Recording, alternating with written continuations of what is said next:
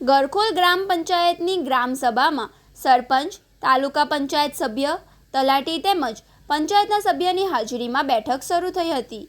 સભા દરમિયાન આદિવાસી વિસ્તારના રહીશોએ આક્રોશ વ્યક્ત કરતા જણાવ્યું હતું કે તેમના વિસ્તારમાં લાંબા સમયથી પીવાનું મીઠું પાણી અને યોગ્ય રસ્તા મળ્યા નથી. આ ઉપરાંત આદિવાસી વિસ્તારમાં સરકારની યોજના અંતર્ગત યોગ્ય સર્વે ફરી જરૂરિયાતમંદોને પાકા મકાન ફાળવવામાં આવે તેવી ઉગ્ર માંગ કરવામાં આવી હતી.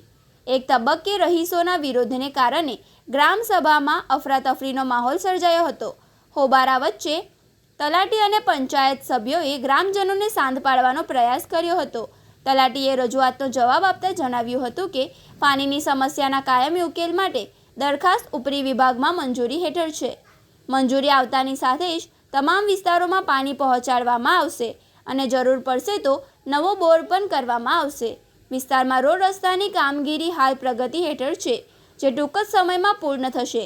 સરકારની ગાઈડલાઈન મુજબ આવરી લેવા પાત્ર તમામ લાભાર્થીઓને સર્વે કરી તેમના આવાસ યોજનાનો લાભ મળે તે માટે પંચાયત દ્વારા યોગ્ય પ્રયાસો કરવામાં આવશે.